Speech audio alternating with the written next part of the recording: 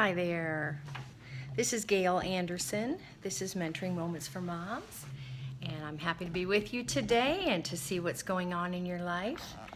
Hi Taryn, how are you? Just today wanted to talk a little bit about the whole thing of grandparents and gift giving. So most of you are going to be the moms. Yes, it is. And I'm going to be looking at it from the other standpoint too. So I'll be interested in your comments as well. I mean, if there's any one of you who has a problem or an issue with grandparents giving gifts. There are some of you that are probably just sitting here saying, oh my gosh, are you kidding? I have a mother-in-law who only gives gifts in no time. Okay, so that's an issue. Got it. Hello from Vancouver. Hi, Rebecca. Nice to have you on. Nice to have everybody here today. This is an odd time, but I must be catching you at a good time of the day, a good time on a Monday. There are just so many different standpoints on the whole thing with gift giving. You know, is this good? Is this bad? Hey, my mother-in-law expects us to buy gifts for her, you mean? Oh, I see. So we're talking mostly today about the gifts for kids. Generous grandparents who are always wanting to give kids gifts. And you know, there's a lot of different reasons. From my standpoint, hey, if I couldn't do it for my own kids and now I'm in a position where I can, I may just want to be able to give gifts like that and do things for them. But you know, it all depends on where you are and what kind of gifts they're doing. She gives us money, expects us to buy lots of stuff for them. Oh, but here's the good thing on that, Rebecca. At least you get to decide what to buy. Do they need clothes? Do they need some educational games? Do you want to save up some of the money that they might be giving you? Both grandmas have gifts as their primary love language. That is so interesting. And it's funny because my love language is not gifts, it's acts of service. So I do like the time together the best. That was most important. But if she wants to see what her money is purchased, save up the money and buy something significant. You know, buy something that all the kids can use, or buy something that you wouldn't normally be able to get for them. I mean, for the most part, ladies, I think you should just enjoy the fact that they want to be a part of your kids' lives, that they want to give. Understand their heart. Their heart is they love you, they love the kids, and they want to show it like that. So that's what you've got to keep in mind, even if it's distracting, even if they're buying too much junk. I mean, my famous thing is I take the kids to the dollar store and I let them buy things. I tell them they can buy so many things. Those probably are considered junk, but the kids love it and it's such a huge deal to them and they picked it out. But other than that, you know, because I have 5, almost 6 grandchildren, I try to keep things even. But it is a nice thing to be able to give. And one of the things that I like to do as a mom and a mother-in-law is just keep my ear to the ground. Part of that is because my motivation is acts of service or functionality or things that are going to make a difference. So sometimes I'll be giving things that just seem crazy. You know, it's like, okay, I'm buying them a new fancy trash can because their trash can wasn't working, it was old, it was dirty, you know, something like that. So I do like buying functional things. And I do like keeping my ear to the ground with my daughter and daughter-in-laws. Do they need some oils? Are there some things there that I can share with them, which are not that big a deal to me? I can share with them and I can fill a need that needs filled. Anyway, if you like what we're talking about, tap on the screen, give me some hearts. Thank you for all those hearts. I appreciate it. And again, I'll remind you right in the middle of this, you can watch the replay here on Periscope, or you'll also be able to watch replays on my YouTube channel, which is Mentoring Moments for Moms. That has all my 100 some odd videos on it, so you can watch all the past stuff that we've done. The best thing to do if you cannot coordinate with your mother or mother-in-law is to have some open communication. And here's where bouncing things off of your husband will really help. Talking to him and saying, okay, how can I go at this that she'll understand? And of course, if it is your mother-in-law, then I strongly suggest that it be your husband, the blood relative, who does the discussing with her, because it might not go over quite as well if it's you going into that. So if they want to buy gifts, I think directing that into something specific is one of the most helpful things you can do. For instance, do they need some things for school?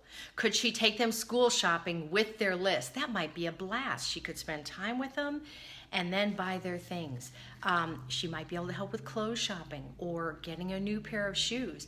As far as I'm concerned, when we were at that stage of life, I welcomed anything anybody wanted to give us because really it was hard, except if you've known her since you were 12. Ooh, that's unbelievable, Danielle. Wow.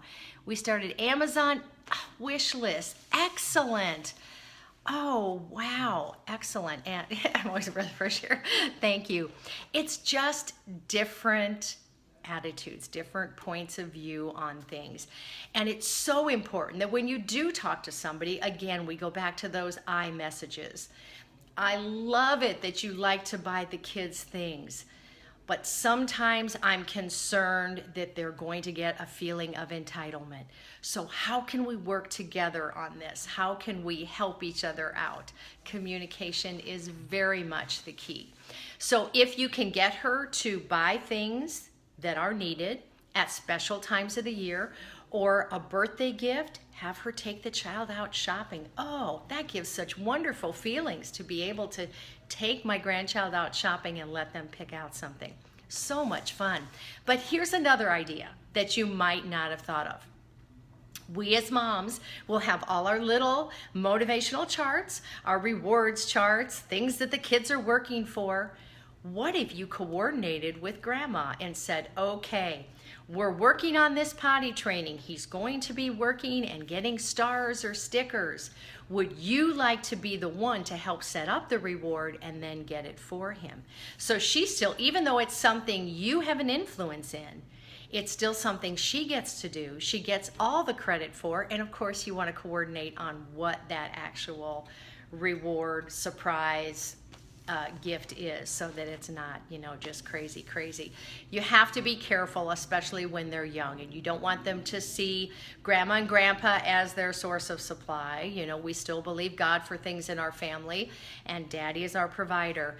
But to be able to augment that with things from grandma and grandpa is absolutely wonderful. So wouldn't it be fun to have grandma sit down and say, okay, what are you working toward right now? Are you working on a new skill around the house? Are you working on getting your chores done? Let's set up a plan with mama's help, and then grandma can have this influence where she gets to go get the reward and have that.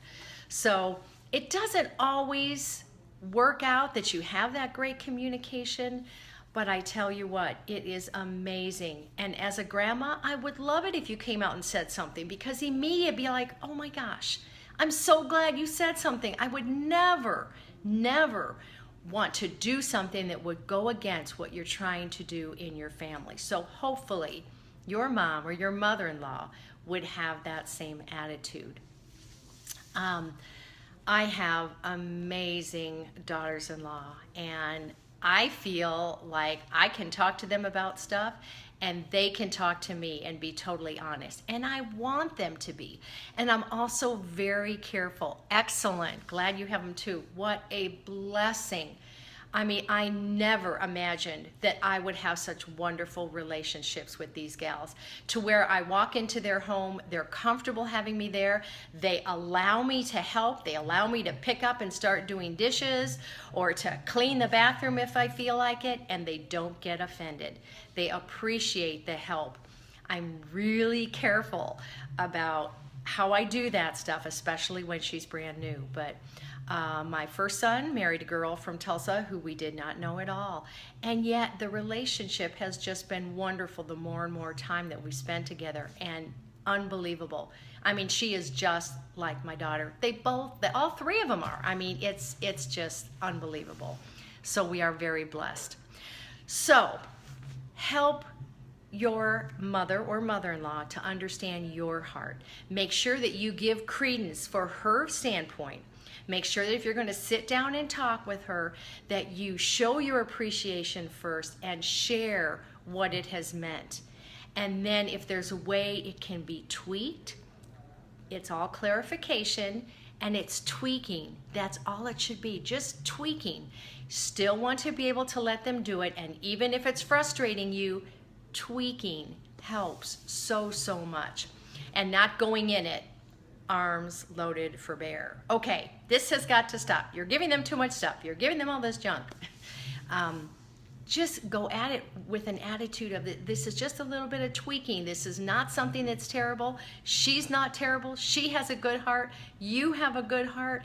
And just talk it through and say, how can we work together on this? Exactly, the team aspect. Yes, must have been your comment before it came across that I already got from you. So if you have trouble, then definitely just keep praying for that situation. Pray for your mother, your mother-in-law. Pray that the situation will change. And pray not only that they will be changed, but that your heart will be changed. That is so essential in any type of situation like this. Sorry, guys, I'm trying to get rid of that. Yeah.